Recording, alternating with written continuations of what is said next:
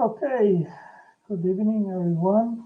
This morning, Michael did a stream about an email that I sent to him where I claimed that information is immaterial. So it seems that he disagrees with me. And we will have a look about what he said this morning, and I will make some comments on it.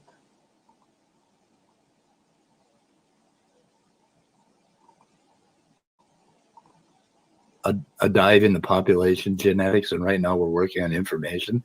So anyway, last night we did a thing and we talked about a paper on information and the electrome in cells, which Otangelo had provided for us, which I was really thrilled with. Let me see if I can figure out where is this it? This is it. Share. Okay. So Otangelo sent this, and it's an email, but I'm pretty sure that Otangelo makes all this public on his blog. And he was following you guys' chat yesterday, and I was quite surprised at Speed's assertion that information is not material. Why were you surprised? I've been very, very upfront about it. Information is always physical. It is nothing more than physical. There is no instance ever of any information that does not have a physical basis. The information is made out of physical things. I think, Michael, you make a very basic error here. You are not distinguishing between the medium upon which information is stored, which can be a piece of paper, a hard disk, a sand dune, or whatever, and the information per se. That means for example, the meaning of a word chair, that is something that intelligence gives. Intelligence gives meaning to words and symbols, and that is only something that exclusively that intelligence can do. So it surprises me. It still surprises me after I send you my email and to your crowd that you insist making that assertion. And I don't know if it is because you really don't understand the difference between hardware and software, or if you have some comprehension problems, or if it's just based on your bias. Because as soon as you confess and agree that information is immaterial and in special information to which we give meaning, and that is semantic information, then that of course that points directly to intelligence, because we see the 5 levels of information expressed in DNA in the genome. And then of course, if it is immaterial, then immediately that brings us back to an intelligent designer. And of course, atheists, they have a big problem in admitting that, because if they admit that, then their worldview, their materialistic worldview falls down. And then they have no support anymore rationally to keep believing that the material world is all there is. So of course, this is a problem for them. And also the claim that DNA is a code has always been attacked by atheists, and they try to say that it is just symbolically or analogously a code, but not in reality. And that, of course, is false. We know that the genetic code has a real assignment of codons to amino acids, and that problem has to be explained. And nobody has an explanation. And honest scientists like Eugene Koonin, they have expressed their opinion on that, and they confess that the origin of the genetic code by natural means is an unsolved problem, and it is an unsolved problem in already about 50 years of scientific investigation to try to explain its origin naturally. And he says that also in the next 50 years there will be no explanation of that problem. And I think that's not because they have not tried enough to find an explanation, but because it's a conceptual problem. Because that kind of information cannot be generated by random means, by unguided random events. An assignment is always something that intelligence does. So, I mean, materialists, they can simply ignore that. They can try to deny it. They can try to say, no, information is material. It's not mental. It's not immaterial. But that is simply not a rational assertion. That is simply not true. You know, matter and energy, describable by physics. And I'm going to get a little further into that, but let's see. Then he has a couple of quotes here, which I thought were kind of interesting. The first one, I did a search for it, and I couldn't find it in any of the source books on Stromback that he had listed. And instead, Answers in Genesis pops up. And they're talking about Stromback, and they have links to the books. So Otangelo keeps saying, oh, I don't read Answers in Genesis. Well, I don't know, Otangelo. I think that's where you got the fucking lead to begin with, because that is the very first Google search that pops up. Oh, it's still on? What is, God, I just checked it, go and read it at the very back. Is that on Saturday Night at the Atheist, that video? Because we could go over that. Let's see, Saturday Night at the Atheist. Let me go to that screen. Take a look at the comments. Ooh, where are they? There's videos. There's the video. Nope, can't do it that way. Oh, you can do it that way. Let's see, where's Saturday Night? Oh, pudding and weather report. Saturday Night at the Atheist. There it is. Let me go take a look at that. Oh no, boys and girls, we're live. Shit. Got that again. Let's see. Kafai? Nope. I can't remember which one it was on. Could the soul just be what ancient people thought was emotions? Yes, pretty much it. Oh, Smokey's video.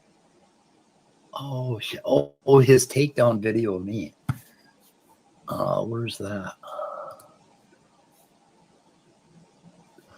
We are being distracted. Shower some stuff. Biology. Smokey Saint. He's Smokey. Pudding's rule of life. Whoever has the most books wins. Yes. That's fucking right. I mean, I'll double down on that. Let me see here. Scott. Oh my God. Look how many comments that thing got. I still can't find you, Scott. Or Laurie. Oh, it's Laurie. I'm sorry. That's the one. Speed of sound.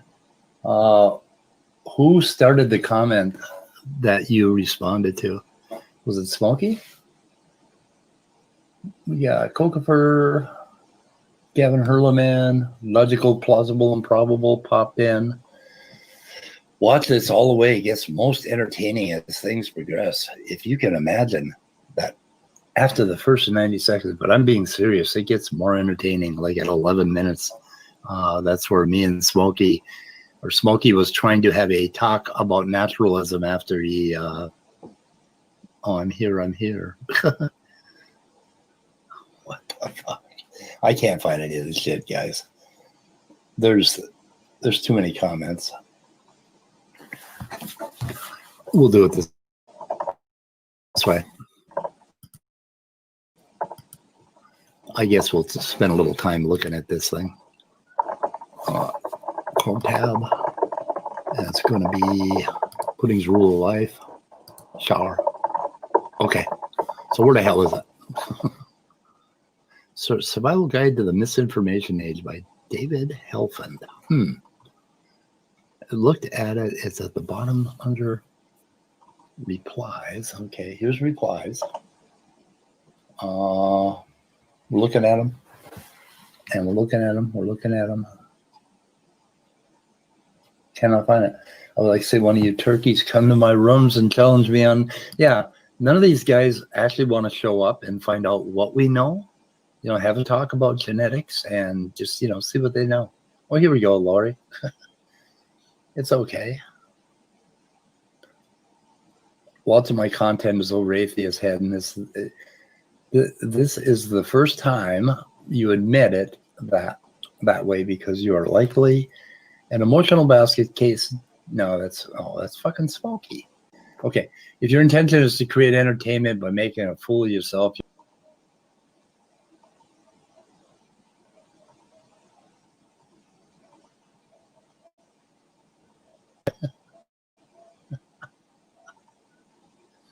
anyway, it's okay. My content is way over the atheist's head. It's like I listened to I was looking for Hi, Smokey. Joel. Greetings. I started the stream. There is no important information so yet, but he has said just that he denies that information is immaterial. Psycho claims that information is physical, and I'm just listening to the stream and see what else he comes up here. So how are you doing? Pretty decent. Just kind of sitting here, trying to relax. Mhm. I didn't watch this one, but I watched a little bit of their other one with where they were reviewing a document that you shared. Yes, yesterday night, correct.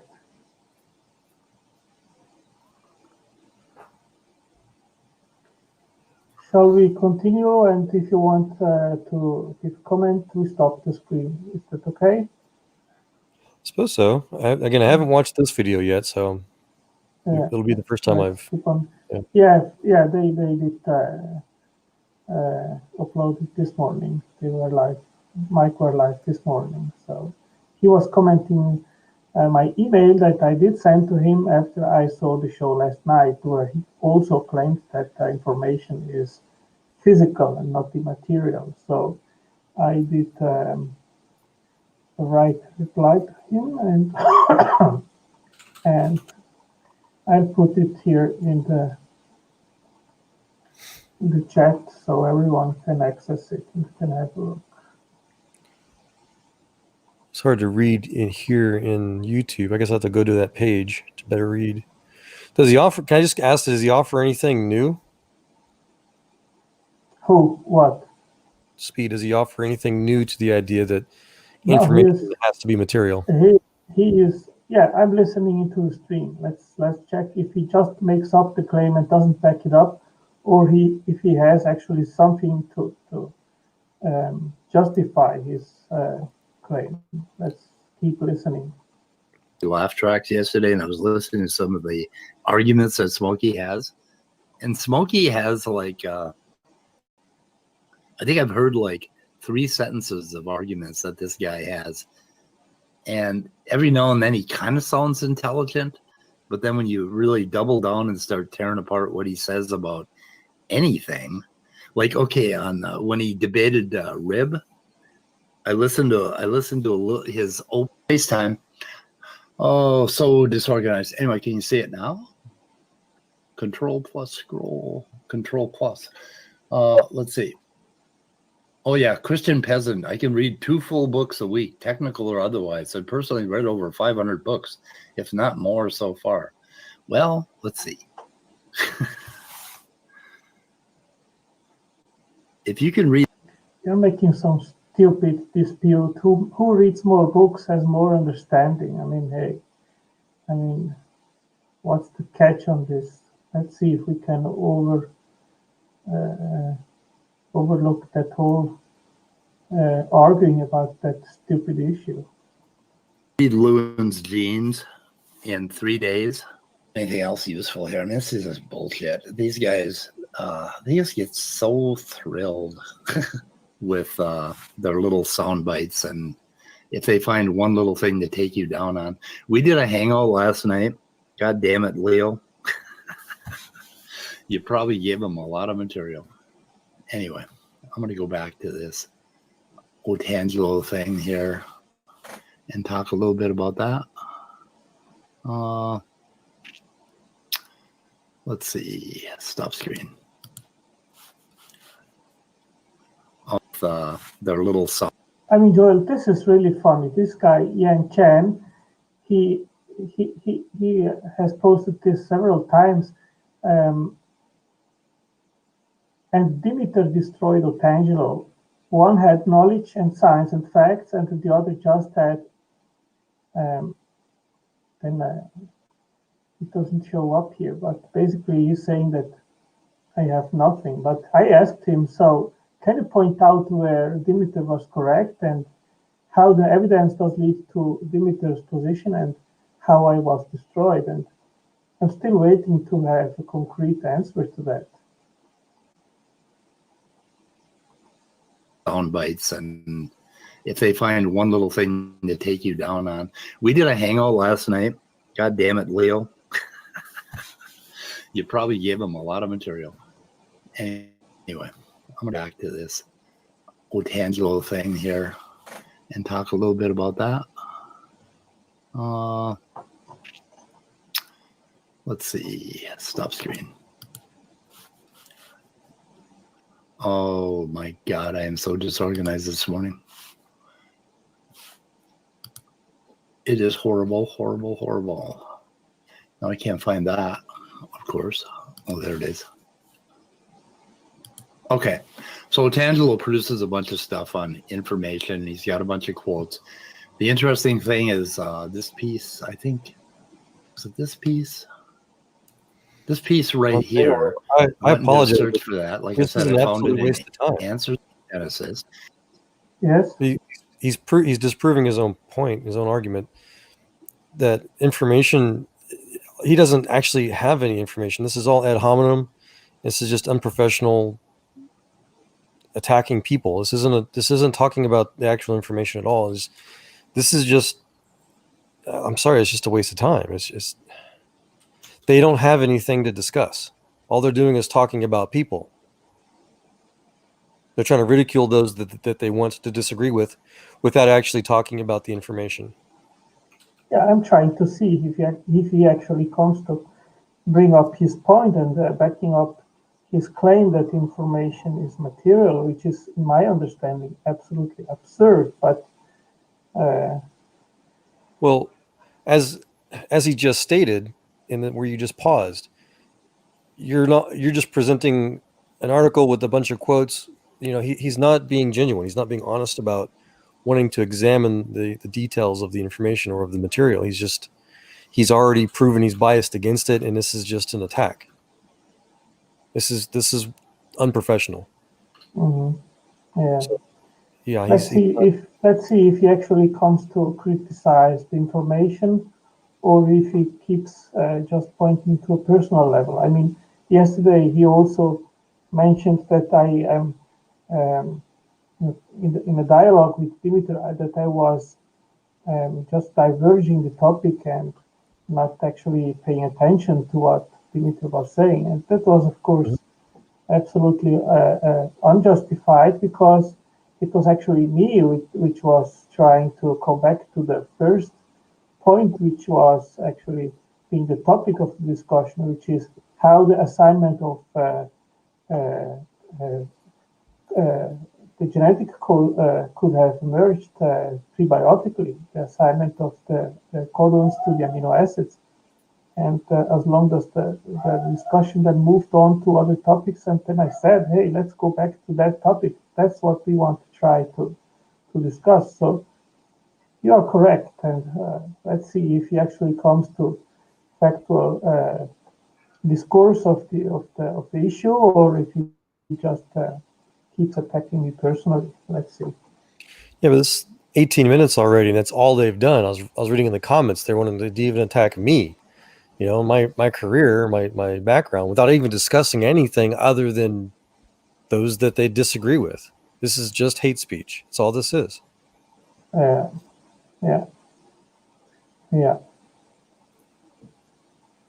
I mean, I told already Michael that he has fun to go to that level below the punchline with other people, and I said to him, hey, if you nourish that, then of course that will never stop. But if you want to actually just have an academic discourse and advance your understanding of the science, then why keeping that? I mean, it is just a drama and completely a waste of time, you know. And I mean, I have done so, and I have excluded some of these group, or some of the people of this group to interact with them because it's meaningless, you know. Mm-hmm. Well, so even the video that's, I think, more recent of his that I did watch was again, it was talking about in HCP published article that you had shared, and they weren't criticizing the article so much; they were criticizing you, and it just floors me. I mean, he flat just will say even the author of that article was talking about how information is immaterial, and the response is, well, of course he's wrong, but that's okay, without any explanation. They don't go into any alternatives. They don't go into any actual conversation about the premise for anything that's discussed. They just criticize you.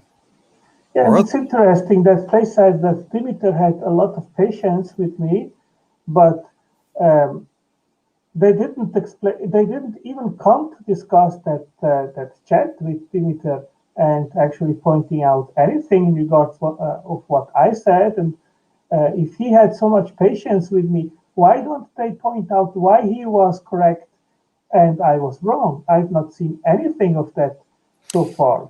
That reminds me. I did see a comment in his text where someone said something about a chicken coop analogy supposedly floored you, and I watched about an hour or so of your conversation with him, and I couldn't find that easily. I was wanting to ask you about it, if I may, if you remember. No, I don't. I think I saw that comment too, and I don't understand either what they were referring to. No idea. Well, and unfortunately, as the norm for these people are, they never give any actual details or explanations or reasons for anything that they're saying other than just that you're wrong. So I couldn't glean it from their side. Again, I tried to find it from the source from your conversation with him, and I couldn't find it easily. So either it's buried in there still, or it's just completely made up. I don't know. I think I made my case as clear as possible, and then at the end, Mikey said that he didn't want me to use analogies anymore, like machines and factories. And then I said, hey, if it's at that point, then there is no point to continue this, because you're basically saying that that you guys do not want to hear what I have to say anymore, because I mean, my background is machine design and engineering, and what I see in molecular biology is a perfect equivalence and analogy to what we do. And I think illustrations are great because we understand upon our experience mechanics and how machines and so forth work. And someone that doesn't have an understanding of molecular biology, it helps tremendously to make a bridge so that someone that doesn't understand it can actually have an idea what we are talking about. And I made it very clear in that chat with Dimitar what I mean with irreducible complexity. That was what they wanted to talk to me about. And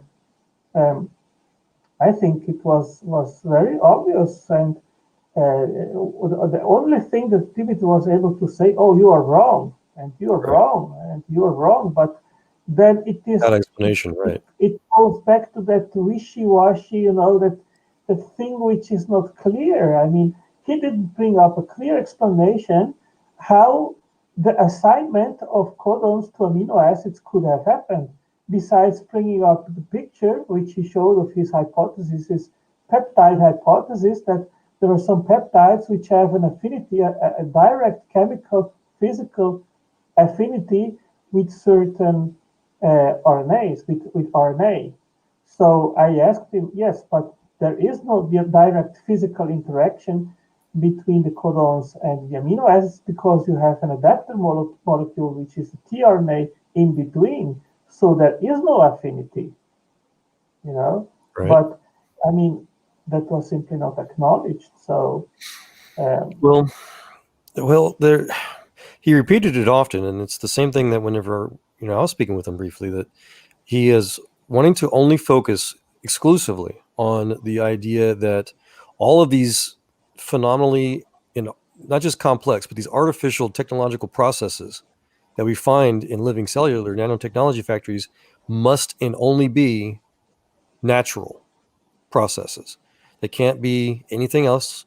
And he kept repeating that over and over. That's why you expressed how he wants to stop talking about these things as advanced technology, or to even begin to a conversation with someone like myself who talks about the applied sciences of trying to reverse engineer these advanced artificial technological processes in life for human artificial advanced technological processes, because that will destroy that religious worldview that these technology things, this information can be generated randomly for no purpose.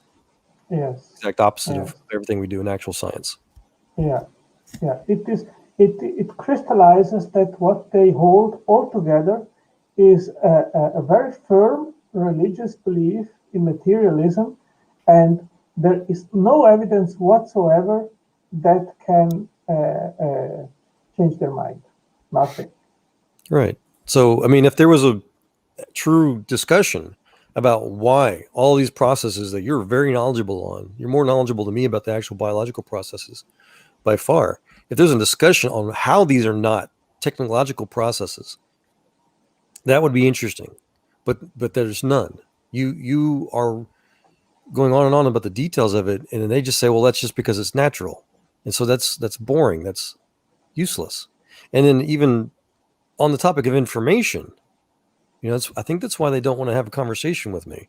They started to act like they did. And we had one conversation on Speed's channel, which again was just more ad hominem mostly.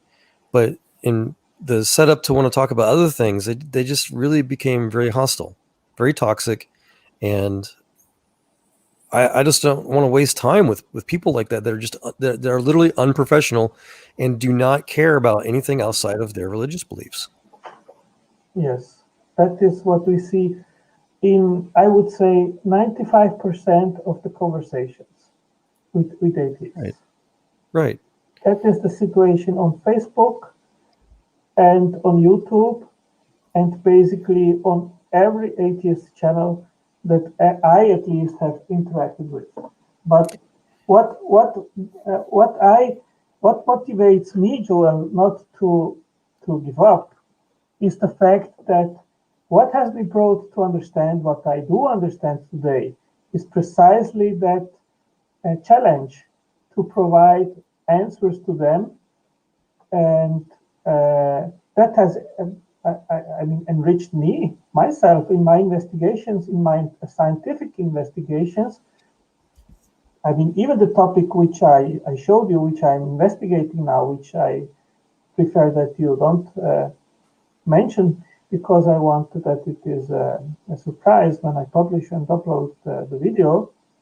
I mean, this is for me a tremendous revelation, let's say, and what I am investigating is in fact the limits of science today, But Agreed. what we do know, and what this is unraveling, is a kind of technology of such a high order, which is absolutely out of any imagination. We could never have imagined that kind of information processing could happen in biology.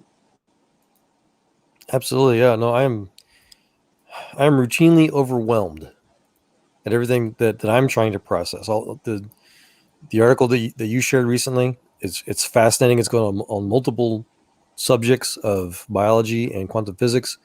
I'm going over another what they call the physics encounters of consciousness that another friend of mine has been postulating, and then George with John recently started showing me something about a Z-pinch fusion reaction going on right now, and I forget where he was talking about, but there's just and it's all connected. All of this is interrelated. It seems so, yes. But it's overwhelming is what I'm getting at. There's such an overwhelming, irrefutable connectivity of the technology of what we're trying. We have to rely on now this irrefutable, again, artificial, whatever you want to call it, all these processes that we consider are quote unquote natural in life. We rely on these now to advance our own technology. We have to. Yeah. The more we learn about how God has already done things, the more we realize we have zero clue still. We're still catching up. We think we're getting somewhere, and then all of a sudden we find something else. Our old technology or our slow technology finds something else out by trying to measure and then adapt God's technology of doing things, just so that we can realize the next thing that in God's technology we don't even know about. Did you see? I don't know if you saw that the Chinese, they are making experiments and they have found quantum entanglement at a distance of 1,200 kilometers. And they are trying to use that for satellite technology. Well, excuse me. Yeah, the International Space Station's been doing it in orbit for a while. And the idea, one of the hopes that we're developing for the SpaceX colony is to bring our own pre-entangled transceivers to be able to have instantaneous communication, so there's not that 12-minute delay between the planets. Fantastic. So yeah, the technology, it's understood. We just need to figure out how to make more reliably sensitive quantum detectors, which with IBM's Q1, that's another step in the right direction. But all this requires understanding things that are already designed to mimic from, to reverse engineer from. It's basically, we don't understand how it could work, but it's just what we observe. It's just what, I'm sorry? It's just what we observe, but we don't understand how it is possible. Well, that's just it. We see it working. And it's I mean, so that makes it possible. We don't know how to make it work for our technology. We have to reverse engineer God's technology. No, what I mean, it is completely counterintuitive to whatever we understand. Of course, we observe it, but we cannot understand it. Well, and that's what I'm saying, is that the moment we actually are able to understand something well enough to begin to do that reverse transcription process, basically, that be able to collect the information well enough to adapt it to our own research and our science and technology, then that new technology that we've derived from again understanding just a small part of what God's already done opens up whole new fields that then let us discover even more complex, more just revolutionary things, I think is the word you used about, and I apologize, people behind me talking. The things that we've yet to discover, basically, that God's already doing. Yeah. Well, I don't know if it can go much further than that, because with quantum mechanics, we are basically already at the bottom of reality on the subatomic level. So once you figure that out, where else can you go? I mean, that is really the most advanced thing that I could think of, and I don't think in the near future it will be fully understood how that can be made operational and serve to us in somehow. You're talking about quantum physics in general or something specific? Oh, quantum physics in general, but also to advance it. I mean, what else is there to be learned besides getting to that level, you know? Well, so that's part of the I guess the funness or the coolness of that particular field of the science in general. I'm getting a lot of criticism that I'm not a plasma physicist, apparently, because I don't agree with a bunch of these academics that seem to know things that you might learn in school, but have never done it for a living, that have never actually applied the knowledge or the information into actually, creating things. So when you create things, which again is an immaterial process, things that haven't been seen before, things that have never been thought of before, but there's a purpose out there for something that we move the information, so to say, to create with. That's when you start learning things that otherwise, if like something didn't make sense, if you understood something at an academic level and that's all you knew, and you couldn't do anything with it other than just regurgitate it for a test or to sound good on YouTube, which is what a lot of these people do. Once you actually start to do these things and you actually apply these things in your own life and your own science, your own profession, then it starts to make even more sense. Then it's like, so it's like you've heard me equate it to working on the car with your dad in the garage, basically. When you first come to the car, you look at it, you're like, wow, it's all these hoses and wires and all these funny things. You can't make sense of it. And you could try to learn how a car works on your own as a kid, but that's the hard way. Unless you've got dad there to show you this is what the distributor is, this is what this does, this is what this does. And that's how science is with God. So we can learn the things that we observe and just stand there and stare under the hood and then talk about the things that we give names to. That's it. Or you get your hands dirty and let God teach you, okay, this is what this does, this is what this is. And as you learn it, it becomes second nature. It makes more and more sense. And that's how science and technology has progressed. Yeah. There's a distracting little rattle noise behind your mic. Yeah. Let's keep listening what Mike has to say here. And then I went and I searched for the text, right? And up to here, that comes out of one of the papers on page 76 of this book, Information Technology and Computers in Theory and Practice. And then he skips a whole bunch, and then he put this together. So wherever he got this quote, or if he did it himself, he chopped the hell out of it and just made it say what he wanted it to say. And it doesn't really say anything to support him anyway. So none of it does. All three of these supplemental characteristics, okay, attributable. Yeah. They're talking about it. He just denies what I am posting, but he doesn't say why. So that is right. It's a waste of time. It's just it's just denying what are these highlights? This is your blog, right? No, he is highlighting it. It's what I wrote them, what the email which I sent to them. Well, is he going to talk about the highlights at least? Let's see. Are attributable to human beings, and there is a very good reason for that. Of course, if information can only come from human minds, which is already a dimension of immaterial, then of course that applies also to the information stored in DNA. It of course it isn't human intelligence or immaterial information. It is God's immaterial information. So that should be a logical bridge to that conclusion, I think. I don't know if there's, let's see, he had the claim, of course, creationists conflate information with ascribing meaning deliberately because they seek to expound the view that information is a magic entity and therefore requires an invisible magic man in order to come into existence. No, information is physical. I'm sorry, creationists do that. Okay.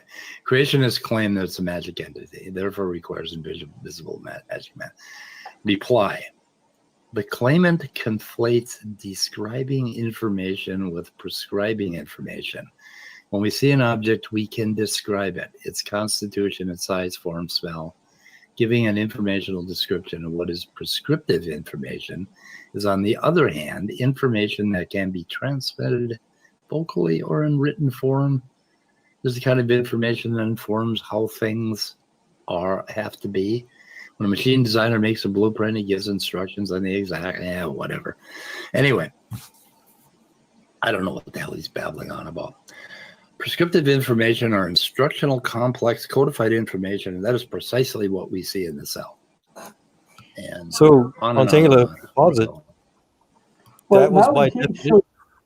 At this moment, he should have stopped and actually addressed that. And the only logical answer to what I wrote is, yes, that is correct. Genes, they store a blueprint, they store instructional, complex, codified information, period. This is a fact. So how does he deal with it? He doesn't.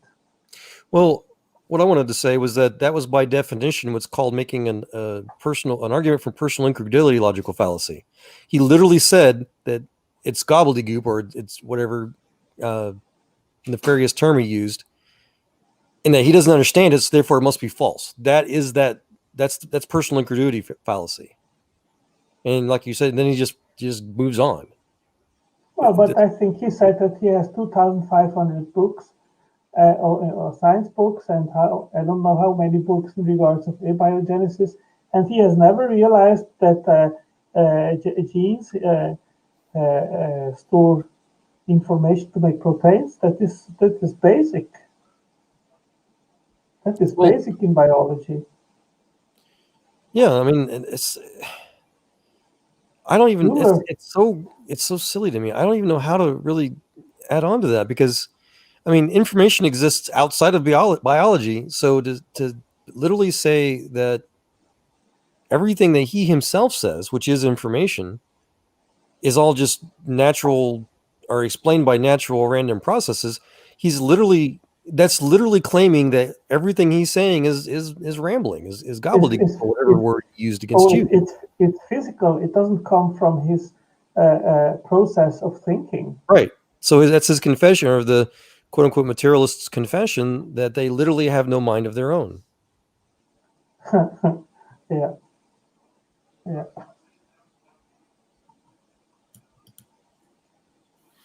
Let me go to application window. Because that's what I mean. It's such a waste of time. He just makes an accusation, commits an assertion fallacy using personal incredulity fallacy, and then that's it. We're done. Yeah. There's no reason to watch his information. So, and that's just it. The information with the lack of purpose in the information science industry is called noise. And that's what this is. These logical fallacies that these people straw man your arguments with, or they ignore your arguments with, it's not even straw man. They're just noise. Yeah. There's no reason. There's no explanation. There's no conversation. There's no back and forth. It's just, you're wrong because they say so. Because their random, self-described, meaningless, useless mind says so. Because they need it to be. And they expect that I somehow come to an agreement with them. So they expect a mirror. So somehow they expect that we come to an agreement with them.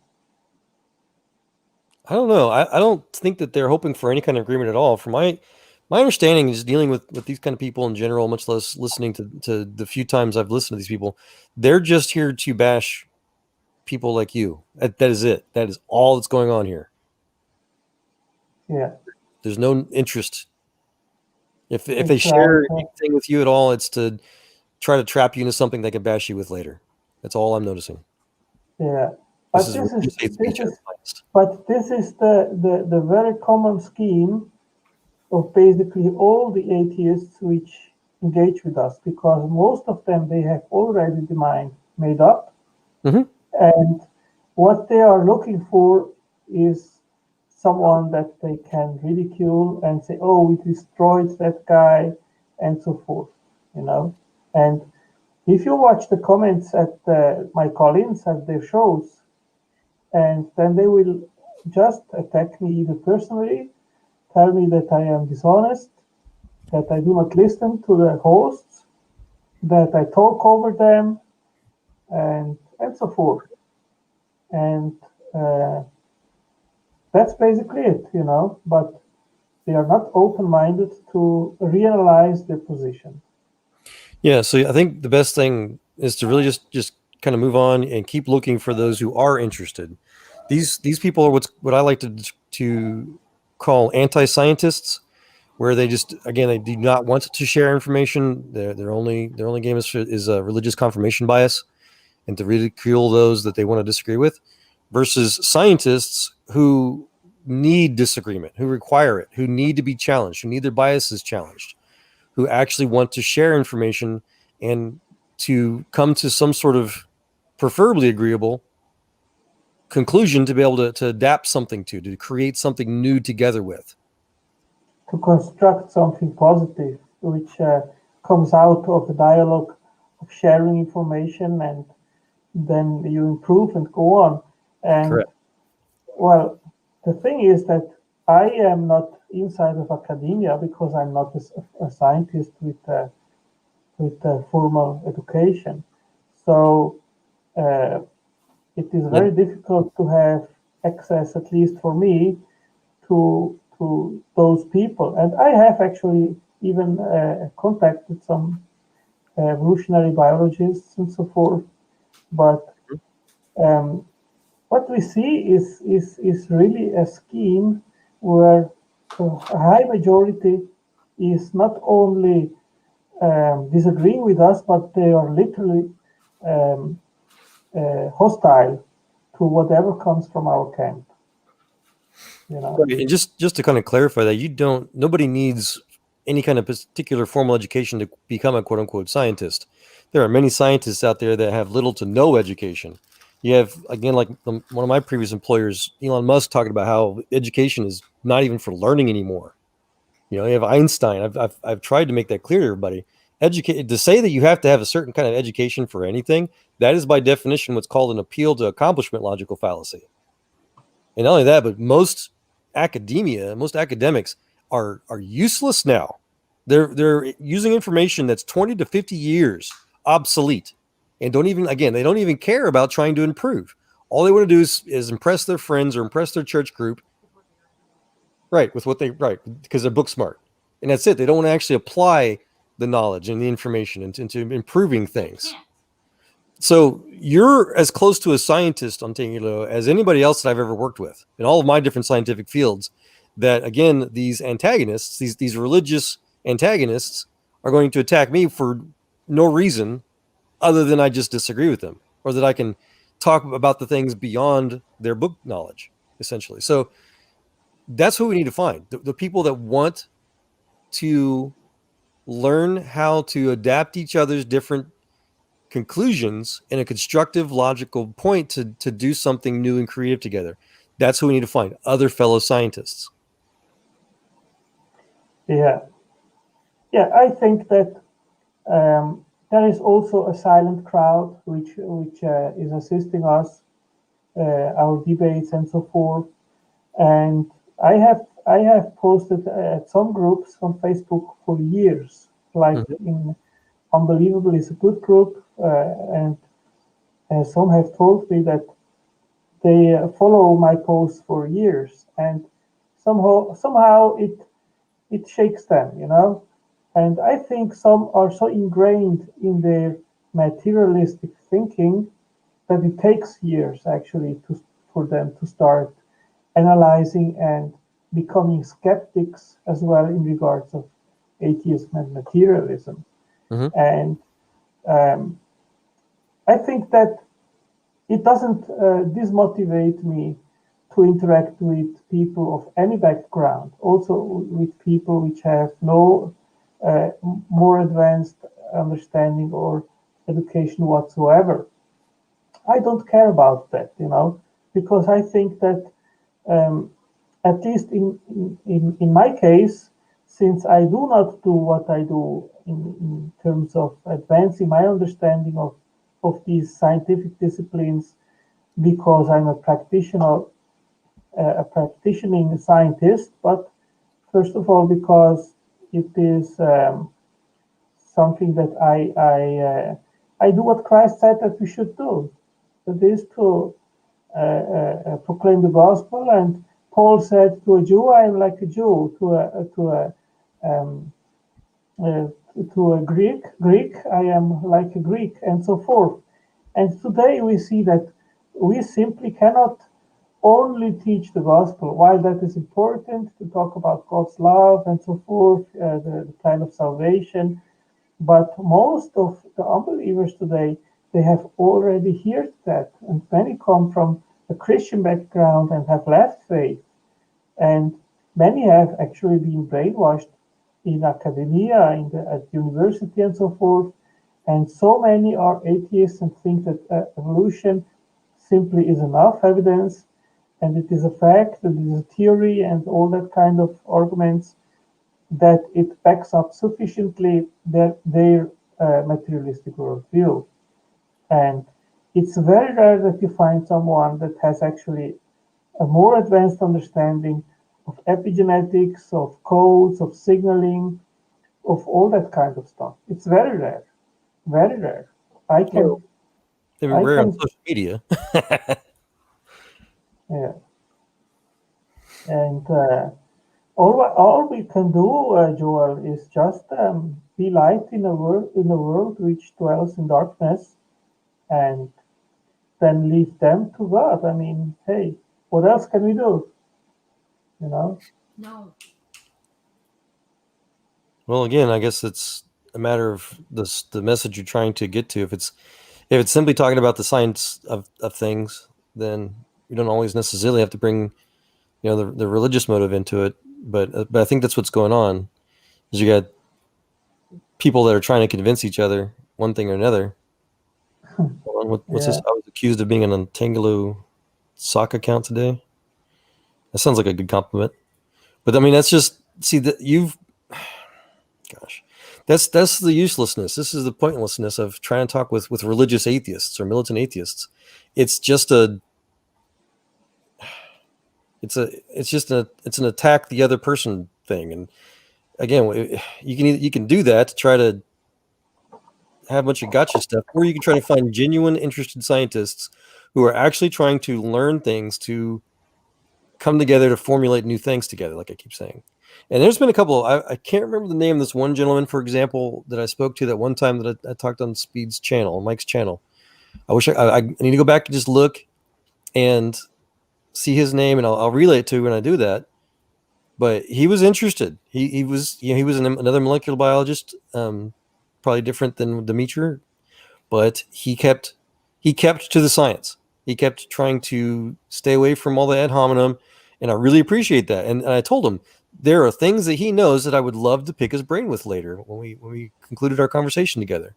And those are the people that we need to try to focus on and invite more often, and really, despite any religious disparages, to try to learn as much as possible from each other, to come to a unifying, useful, progressive, intellectual pursuit. Yeah, I think my learning process is always when I have to investigate a topic and provide answers. That is where I learn, where I read science papers, science books, and so forth. Now, if then those to which my answer is addressed acknowledge it and accept it or not, I always say that's not my problem. That's their problem, and in the end, it's their problem with God. So that is the way that I have advanced in my understanding, and it is something that keeps going on. And there are so many fields that we can investigate, like that which I am doing now. This is science which is basically 100 years old, and it is completely off the radar.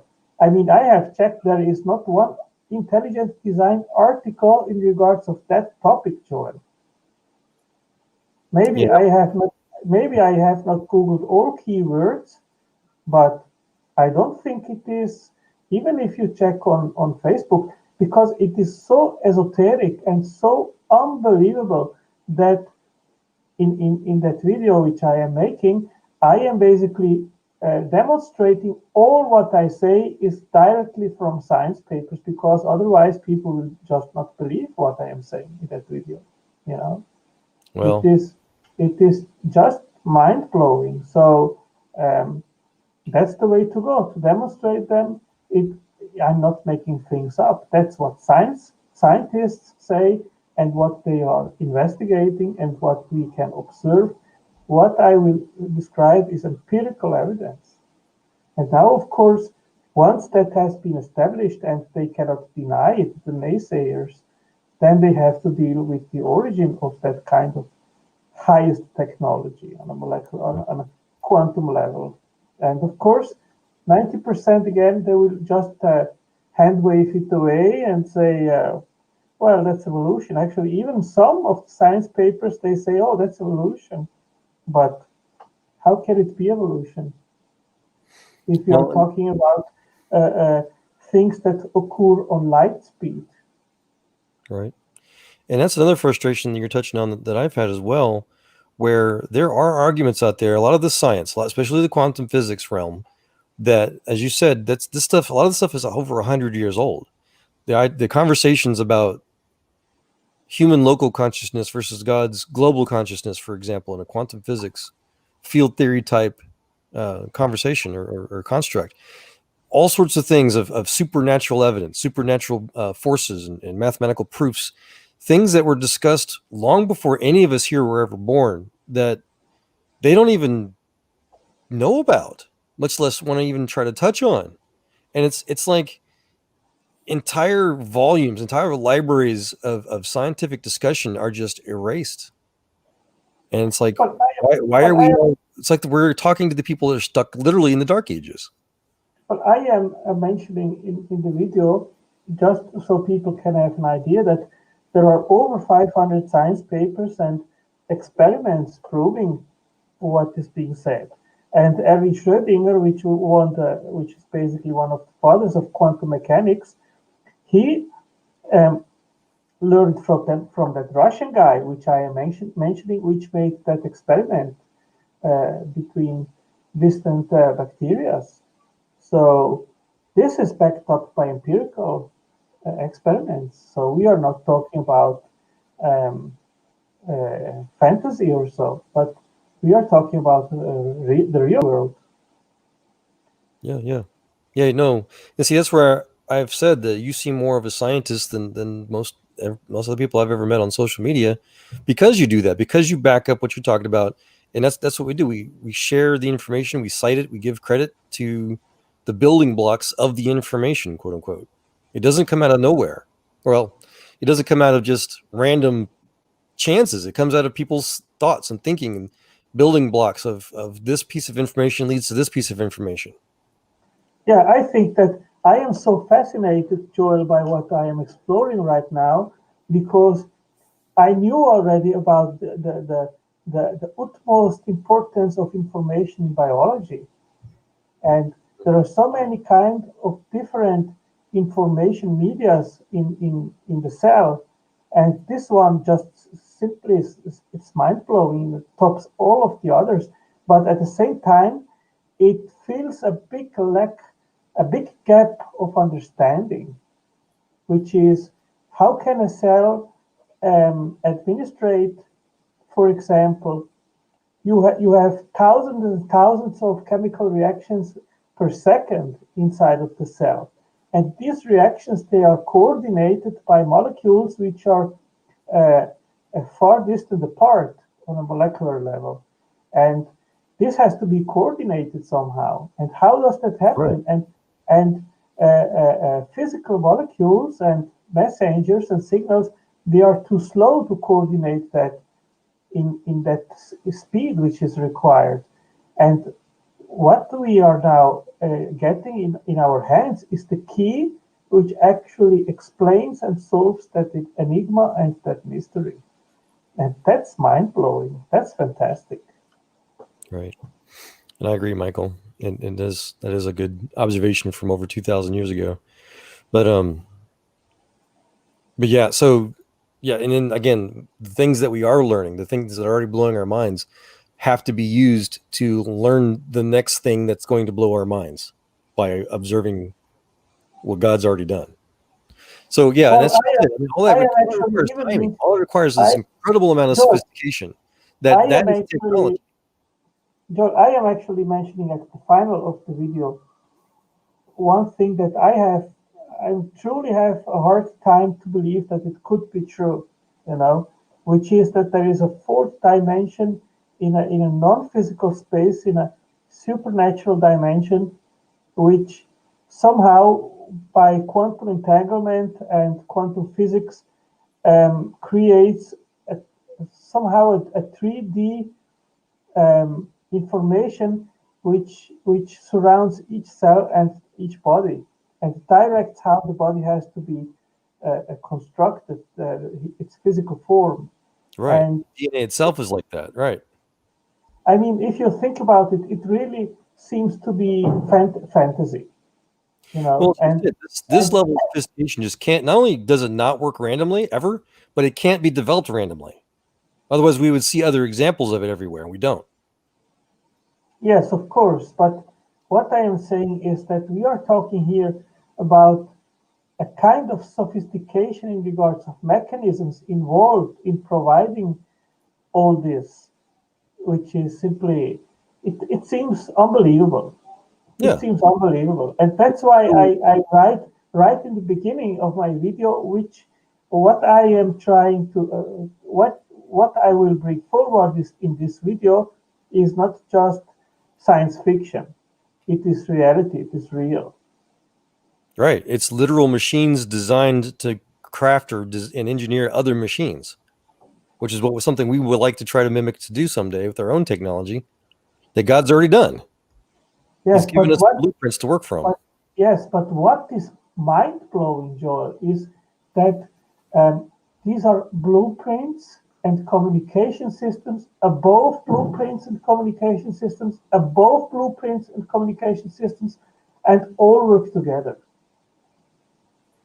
Yeah, Gavin, I'm an example of that. Despite all of my ankle biters here in YouTube now that I've spent the last couple of weeks talking with you fine people, that's the only place I've ever worked is on the bleeding edge of, as they call it, of science and technology. Not only do we freely talk about all of the immaterial aspects of what we work on, but there's just no atheists in science. Just because the idea that you can believe things happen randomly, much less without evidence, this is what atheism is. It's the belief God isn't true because of lack of evidence. That is the exact opposite of basic science, much less the Christian scientific method. So that whole way of thinking is absolutely foreign to those of us on the forefront of science and technology. Well, I have pointed it out in the video which the Godless Engineer criticized in his channel, and I said, I'm not interested in what you don't believe in. I want to know what you believe, why you believe it, and you need to provide positive evidence. So if you believe that materialism is true, then you need to provide positive evidence of your proposition. And of course, they try to claim that, oh, but we are not claiming anything. We are just reacting to the claims of theists. But that's hey, useless. But I mean, why don't you just stay silent? You don't believe it. Okay, I don't believe it in Santa. That's irrelevant to me, so I just ignore it. But they don't ignore it. And what they're doing is they're taking actual critical information, things that we could learn from and improve upon, and turning it into noise, into religious atheist noise. I made an entire article on that, and I said, what they are doing, they are compared to beggars on the corner of the street, miserable in any sense, and I am a very wealthy, healthy, happy person which steps by, and they are trying to drag me down to their misery. That's literally what atheists are doing. Yes, sir. I love Gavin's post there. He can post studies he works on, but he needs a wrench or a microscope or a computer, something that was designed, right, to help us do these studies. Yeah. So yeah, I don't know. So okay, like I said, there are atheists out there that are interested in science, that are interested in trying to come up with some sort of positive proof, as you put it. We need to find those guys, and we need to really focus and have fun with those people. Yeah, they are rare. I mean, as I said in my video, that until about 2010, 2005, 2010, the road track which they were peddling was actually positive for strong atheism, and they tried to justify their position, but they really then began to see that they had no way to back up their claims, and they became frustrated, and then they said, well, let's change our tactic. Let's make no claim whatsoever. Let's just deny what theists say, and that's it. Right, which is still making a claim. They're not cognizant enough to realize that, yeah, denying a claim is still a claim. It still requires burden of proof. But again, that whole mentality is absolutely foreign to the quintessential scientist. So if you want to talk about the science of anything, you've got to find scientific minded people. These quote unquote religious fanatics who will just deny anything that's outside of the religious dogma, which is what you're describing, will not perpetuate is the right word, I guess, what I think you're trying and others here are trying to do. Yeah, yeah. I mean, it is mind blowing when you press them hard. The the storytelling is just so um, irrational, and they think that they have a case which somehow will bring us to their side. But Right. they are not recognizing that their case is irrational. And while they are irrational, they say that they are destroying us. They are destroying our worldview and our understanding. Right. So, So again, that fails to understand that science never stops changing. We're always learning something new. They want to go back to what their old myths are, and I've got no time for that. Like I said, I'm already overwhelmed. I'm working on school right now. I'm working on other things that, and I love meeting you guys. You guys are showing me a whole new reams of wealth of information on the biological, mechanical aspect of God's designs of things, and I love it. And I'm trying to soak it up, but it's just there's no time to just have a pissing contest, literally, with science deniers. Is what this is what we're talking about right now. yeah, but I think, Joel, that today the great majority, especially on Facebook, these are believers, which are my Facebook friends, and uh, just being able to solidify their faith and make it stronger, providing all that kind of very detailed information on a molecular of the molecular world, this is already very gratifying. Sure. But then again, I guess maybe I'm just voicing my own complaints then, because as somebody who understands a lot of stuff, I'm already well beyond convinced. I'm like the Carl Jung guy. I don't need to believe anymore. We know. So Yes, let's just find out the next amazing yes, thing to help solve problems with and save yes, lives, cure yes. things, and yeah. Yeah, I talk as you just said now. I talk from a position not of a belief where there is still some doubt or something like that, but for me, the theistic worldview is just real. It is instantiated reality, which cannot be different. That is what we know. But I mean, we can't, of course, prove God because what they want is an actual demonstration of God, and they want that He pops up in front of them or some stupid thing or so, and Hmm. that, of course, will never happen. And I mean, I asked Dimitar, what would convince you that intelligent design is more compelling than evolutionary biology? And then he said, "Oh, I would have to see a cell forming in front of me." I mean, this is, I mean, this is a big problem by these people. They have no reasonable epistemological framework in order to investigate origins. And of course, what they demand will never happen. And they they put the target in order to be convinced far too high, and they ask for evidence which they will never get. So they are basically delusionary. They delude themselves, and it's Well, tragic. I mean, it's sad because I mean we they are humans like we are. They are people, and they don't know. I mean, the Saturday, if you watched at Mike's channel from 11 at night, my time, they have just a smoke talk amongst them, and they are ridiculing hell. They say, "Oh, heaven is boring. We want to go to hell because that it's fun, and we will not meet Cantovind and these boring people and so forth."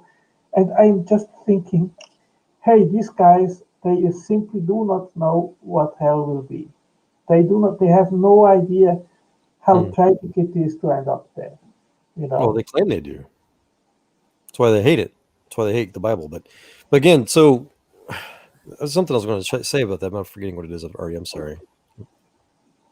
Oh, yeah, no. So my experience has been that people find God in people seem to come to know God in very unique and personal ways, and that there's no one set of evidence or thing that convinces one person the same as it does another person. So I'm not so interested in that. I'm only interested in, of course, sharing science, the information of things, and asking or trying to answer questions, and of course try to ask the questions that I have of my own. And people will find, or they'll notice God in the evidence on their own, or in their own, again, in their own unique personal ways. So, and I think that's how God really likes to do things. He doesn't want to have a one fits all. If I just show them how a cell is created out of nothing, for example, then everybody will be convinced, and there will be no more doubt. I don't think that's how God works. He wants a genuine ability for people to want to search for the truth, so that they can come to their own understanding with Him in a personal way without having to necessarily be forced. And so there's a lot of people out there that just want to deny that, and that's fine. That's between them and God. But to convince somebody is really, again, just to again, hear them out, answer their questions, and if they're going to want to ignore the evidence that other people have not only been convinced of themselves, but have devoted their entire lives to improving on, which is basic, which what science is, improving on the knowledge that God's given us, then that's the only other real pursuit, is to help those people, to help answer those questions, to help answer questions, to bring people up to the level that they can use and understand science to be able to better understand God, as Albert Einstein would put it. He didn't care about this or that molecular spectrum of this or this phenomenon. All he wanted to know was the mind of God, how God created this world. So once we get somebody up to that level, then they can go on and say, okay, well, now that we know God exists, that answer has been solved, as other scientists have put it. Now we can go on to improving things and trying to reverse a lot of the sin and the disease and all the mistakes that people have created due to violating the original equipment manufacturer's recommendations, as I put it, so that we can make things better and easier for people on Earth while we wait for the restart, so to say. That's the epitome. That's the whole purpose of science and technology, is to learn from God to improve lives. Yes, for sure. I mean, someone doesn't need to be a theist to advance in science. We see many scientists which have contributed in a significant way without necessarily having a theistic mindset. I actually disagree with you, Joel, that all scientists are theists. I don't think this is true, and especially in biological sciences, you see many atheists and many militant atheists which are scientists. Right. So I call them scientists because they're stuck in some atheist academic church. That's what I call it. Because you can know science, you can know information, you can be textbook smart, but if you don't understand how to actually apply scientific principles, you're not a scientist. yeah, well, I commonly always say that God's existence cannot be proven. And of course, in the way that atheists mean it, in a demonstration, he cannot be proven. I mean, the heaven will never, like a curtain, open up, and we will see the reality of heaven and God and the angels and so forth. That will never happen. But we have logical proofs of God's existence, like the cosmological argument, which was brought forward by Aquinas. And that is a logical proof, even more today with the Big Bang. So someone can logically, only by using logic, come to the conclusion that God exists. Well, agreed. But again, another bold statement I've concluded over the many decades talking about this stuff is that there really are no significant scientific breakthroughs, much less new scientific fields created by any atheist. It's all theists. And I love how Albert Einstein put it. He said, religion and science go together. As I've said before, science without religion is lame or useless, and religion without science is blind, which is atheism. They are interdependent. I added those, by the way. They are interdependent and have a common goal, the search for truth. Hence, it is absurd for religion to prescribe Galileo or Darwin or other scientists. And it's equally absurd when scientists say that there is no God. The real scientist has faith, which does not mean that he must subscribe to a creed. Without religion, there is no charity. The soul given to each of us is moved by the same living spirit that moves the universe. It's Albert Einstein. It's just, that's the common theme. That's common knowledge among scientists. So, Peter said something which made me think in my last interaction with him. And he said, we start from the presupposition that everything has a natural explanation. And I'm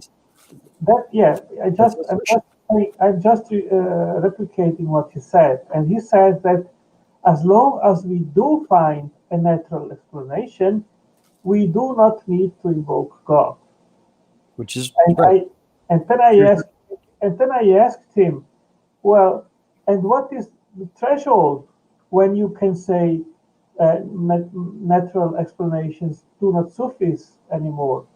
And of course, he could not answer that question, because they say, well, we will keep trying for another 50 years until we find the answer. So that means that God will never have a foot in the door, because He will always say, we hope that we will find a natural explanation, and we are sure that it is out there. We have just not found it yet.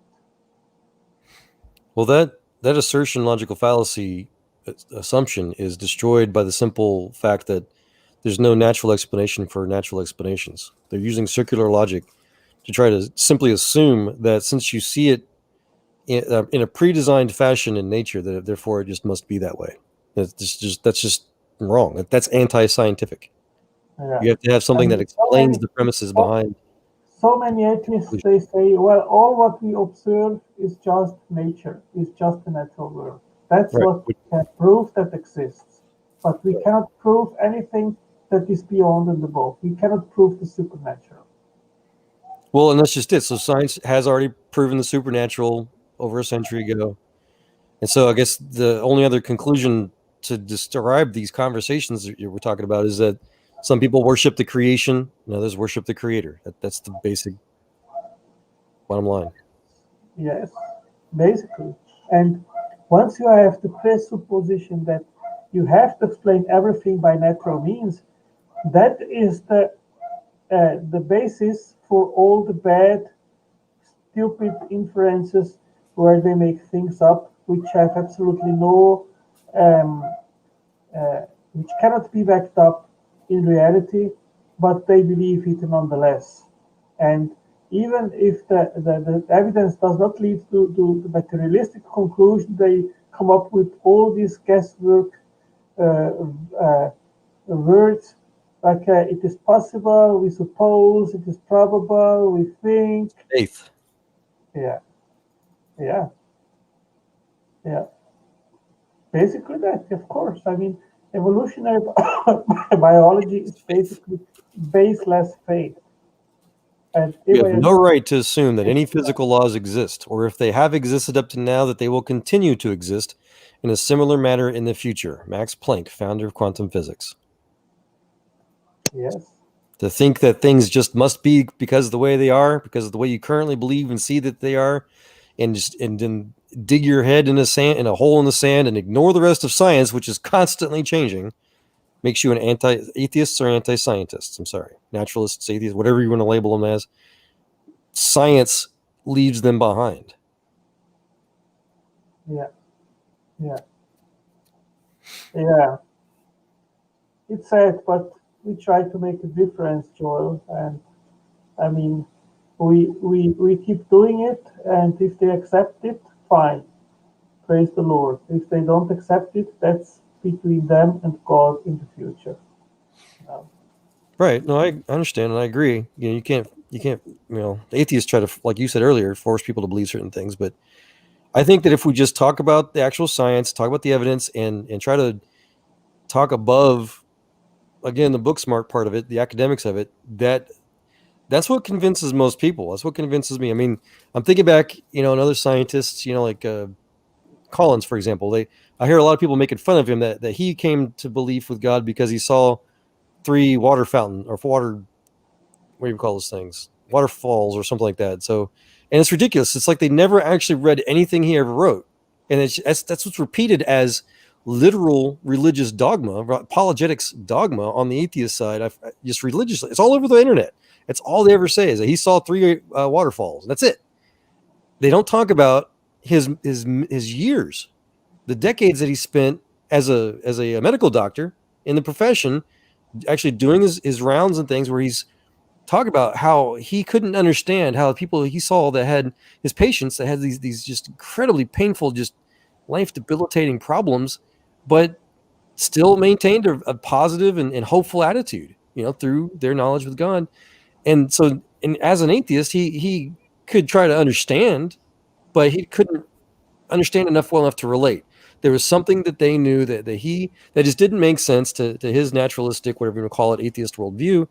And that's what he wanted to explore more. So seeing other people's reactions to travesty, essentially, is what caused him to want to learn something outside of just his current sphere of influence of knowledge that helped God lead him back to himself, essentially, really. But they ignore all the rest of that. So everything is unique to everybody. So if we just do the science and look for the next thing that's going to revolutionize everything that atheists cannot do. Again, there's atheist science that work in scientific fields in academia that seem scientific, but again, it's old. It's almost always obsolete. They sell them to never make any kind of actual breakthroughs. They have to rely on the scientific fields that only theists have started, from Mendel's genetics to Planck's quantum physics. It's all theist stuff. And just if we just kind of keep out of the muck, keep out of the ad hominem crap that they need to focus on, I think that's how people will see the Lord, through talking about his work. That's one way of putting it. Yeah. I was remembering that they are still singing victory because I have been prohibited to call in at the atheist experience and the shows that they host, and it is very clear that these are real evangelists for atheism. And when they see that a caller like me, that they have no way to drag me down to their unbelief, then they give up and they prohibit caller to call in, or they shut him up when he calls in and they see that it's difficult to answer. They simply, rather than be open to actually acknowledge or critically think about the information that has been provided to them, they simply close the doors. So they are literal, as you said, atheist religious people, and they are evangelizing. They want to see people being dragged down to their position, because then they can brag how powerful that they are and how convincing that they are. Mm-hmm. So it's basically all about their self, about pride, about rebellion, about unbelief. And that is what drives them, the feeling to be important, the feeling to be someone in their community. And the more that goes, the more they are simply, their mind is shut up to anything different rather than to what they are accustomed and used to. And they are simply their element, and they think that's the way to go. And there is no way to reach them, because rationality is not a factor anymore. That's not relevant to them. And I've seen them do that to you as well. You seem rather famous amongst the atheist church sphere, I'll call it, because you ask them questions, and then they will ask you a question instead of answering your question, and then they just cut you off, and then they kick you from their group, from their chat, before you can actually try to explain even the straw man questions that they ask. And hey, George, I don't mind if you guys are stalking me or anybody. You guys are wonderful. I still have not. I've opened a couple of the links that you sent me, and I'm very fascinating. The Z-Pinch fusion project you're talking about. But I apologize. I've been, as I was saying earlier here today, I have been recently just overwhelmed with too much stuff going on right now, so it's on the back burner. But thank you. Yeah, I agree with Kevin. One of my worst experiences that I had in debates was with Tom John, because I've rarely seen someone more irrational than this guy. He is really, Talking about T-Jump, yeah, Tom. Yeah, he yeah, shouted at me. I had one debate with him, and he just started shouting at the top of his lungs at me. I was like, "Whoa, what did I do?" yeah. And he is extremely disrespectful. He cuts you off all the time. He doesn't let you speak. He doesn't listen. It's all about him. And whatever you say, it's like a wall. He doesn't even try to understand what you're saying to him. Yeah, you So can't have conversations with people like this. You just can't. you Sorry. go nowhere with them. You go nowhere with them. And that's the same with the entire crowd surrounding speed. It's the same situation. I mean, you can be as much rational that you want. It doesn't matter. It is simply blocked. It's simply denied, and that's it. You know.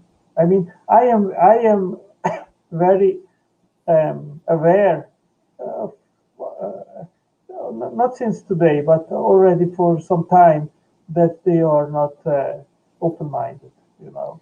But Yeah, you're reminding me of a gentleman. So I think we were on LPP's channel the other night, a few nights ago, and there was a gentleman that came on there. This guy named Paul. He was from Britain, and he admitted he didn't know a lot about the science stuff like that. He was an atheist, but and, you know, he said he was disagreeing with a lot of things, of course, but he was not disagreeable. He was very pleasant. We didn't step over. I think Paul Cummins or so, he comes often to the God Talk channel. He has Okay. been often seen there. Yes, yes. But Yeah.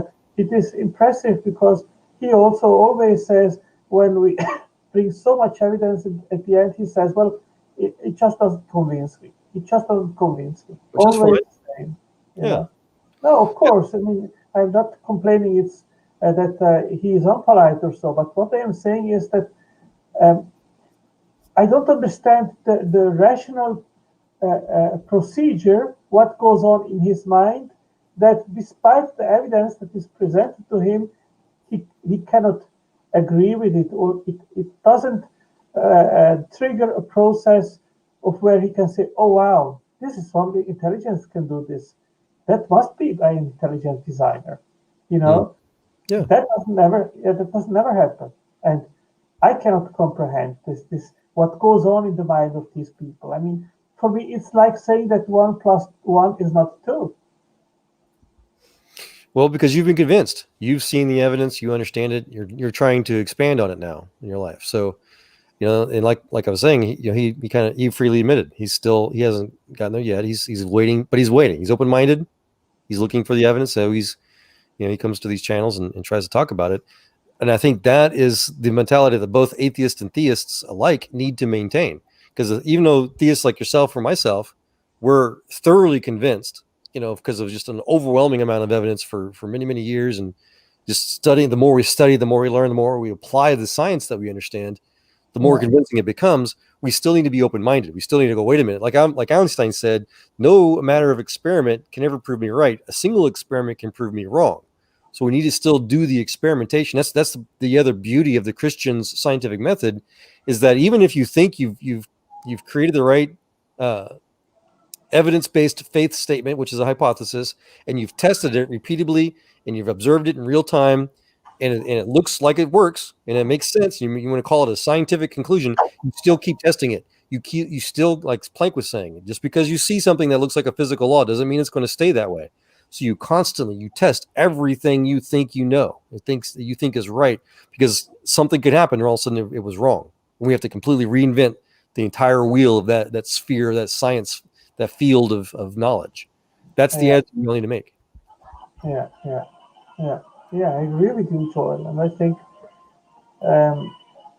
for us it's incredibly satisfying to not need to live in constant cognitive dissonance, where you see the evidence and you need to transform it in a way which is not rationally convincing and plausible, but you need to do something in order to fit what you want to be true.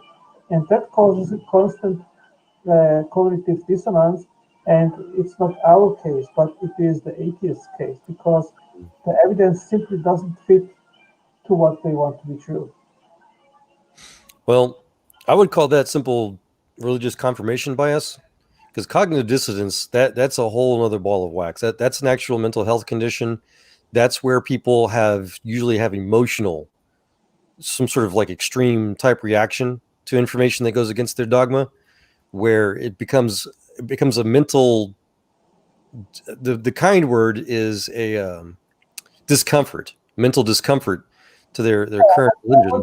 I don't think that it has to go into mental health or so, but I mean, when you see those atheists hard pressed and cornered, then it is very frequent that they start to attack you personally, that they start name call you, and that Yes, I kind agree. of behavior, and they start to ask what your credentials are, and so forth. You know that track. You know, and that's Well, why I'm saying.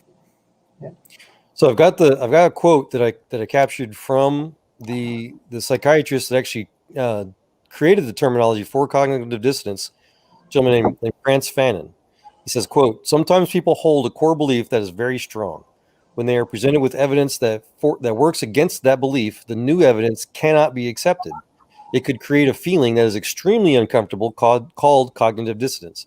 And because it is so important to protect the core belief, they will rationalize, ignore, and even deny anything that doesn't fit in with the core belief," end quote, which is what you're saying.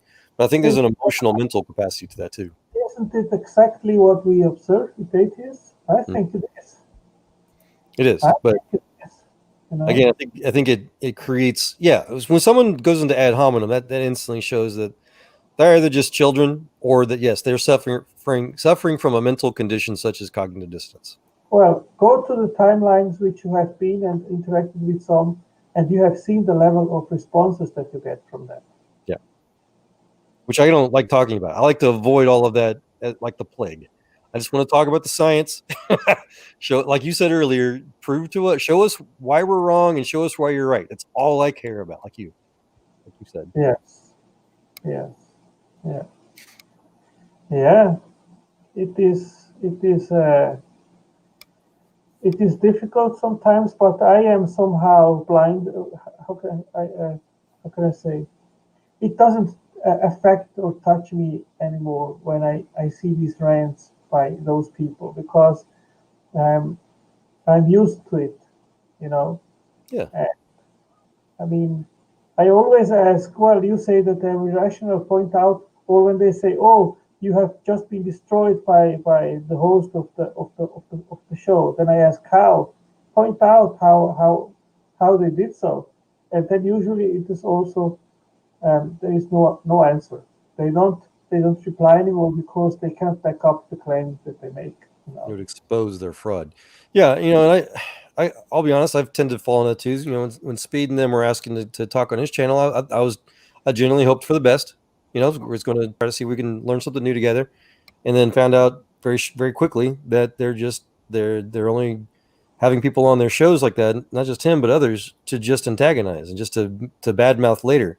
I mean, he told me after that conversation that he kind of warned me that he's going to talk bad about me. No, nothing personal. I'm like, wait a minute, no, that's still personal. That's still ad hominem, Well, yeah, And it's just you have to avoid those kind of people yeah. if you want to have a genuine, serious, logical, scientific, fruitful, useful exchange of information. Yeah, and it's sad because these guys, which are really polite and open-minded to have good dialogue, they're rare. It's difficult to find. It's a trap. So, but there are people out there. I've mentioned at least a couple of them. Gavin and them agreed. Paul Kamish. If we can try to get better in contact with him to invite him to more shows or whatever, that'd be wonderful. Just to help kind of pick the brains of not only those who disagree, but those who can try to help get somewhere together. Yeah, yeah. Let's see how it will go. I mean, I'm also a little bit, how can I say, there are some people also from the Christian community, from the crowd, which run YouTube channels, which I think I have distanced myself already from people because it's also unhealthy, you know. Well, yeah, no, and I would encourage to welcome, Mike and those others if they want to have conversations still, but just not on their channels, I guess, because it's like, again, they're just talking about trying to kind of demagogue their guests. That's the motive that they've demonstrated.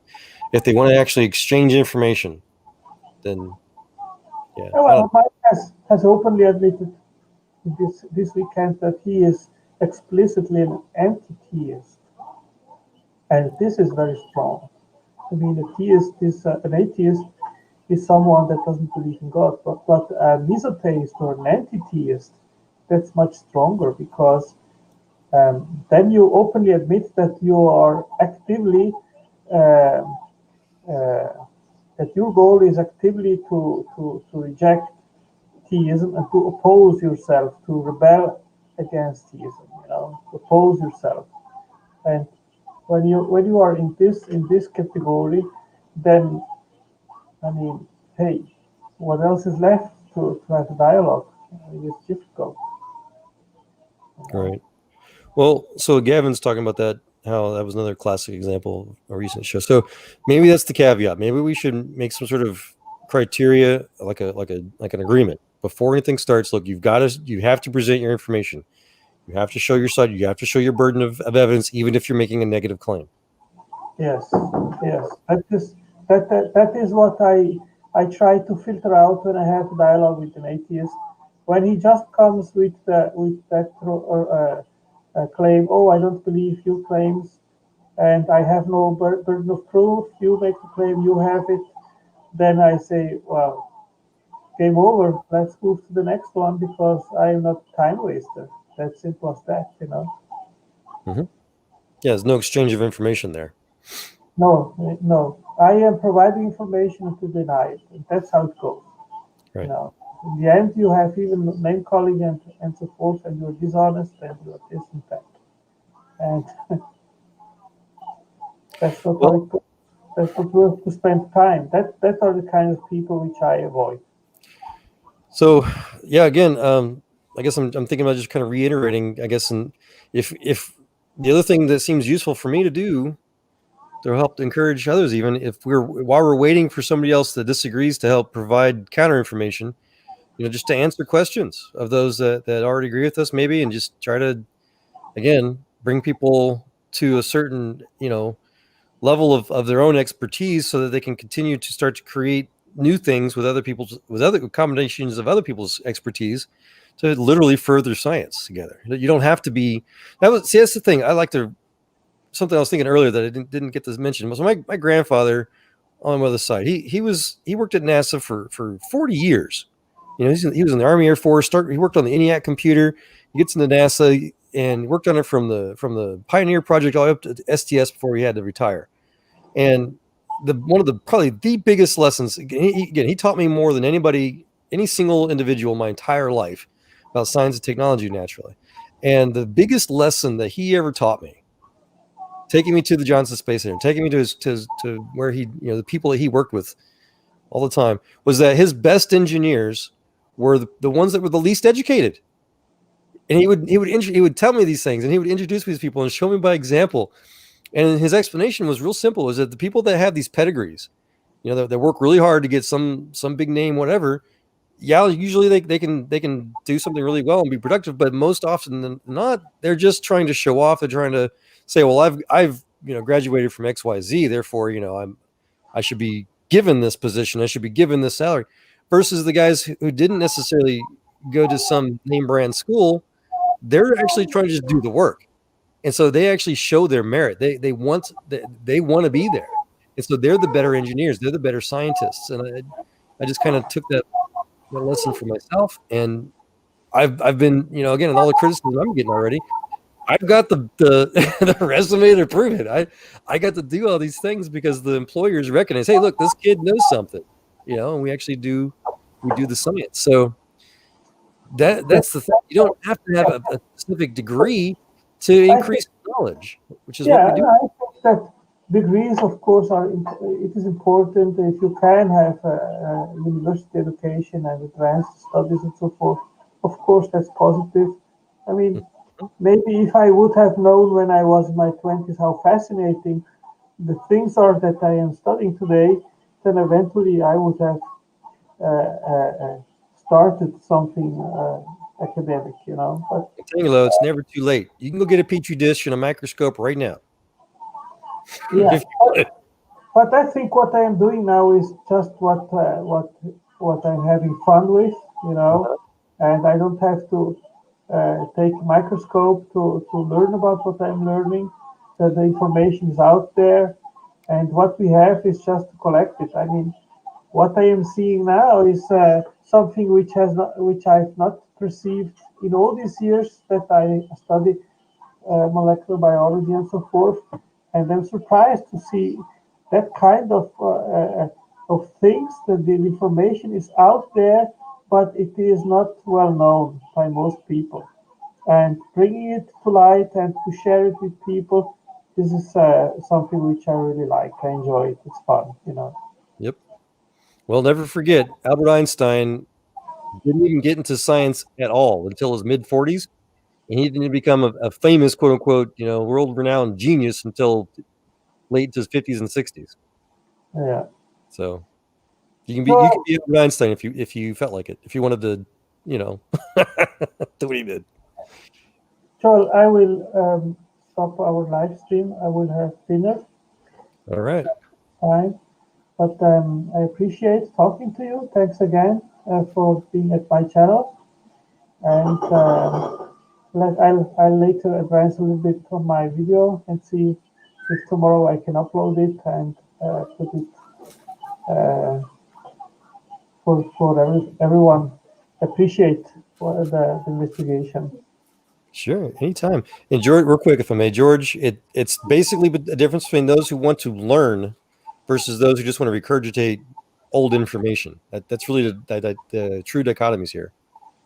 Atheists just want to regurgitate their old information. Theists generally want to learn and improve on and challenge biases to come to a true conclusion. Yeah. Okay, guys. Thank you very much for you guys in the chat for being at my channel. I hope that this week it will be at this channel because the other one was I got the block for 7 days, so I cannot live stream of Godless Engineer. And wow. Yeah. So I'll do it this week here at that channel, and then I go to the other one. But again, guys, thank you very much, and please see us next time. Bye-bye. Have a good dinner. Bye, thank you. Hello.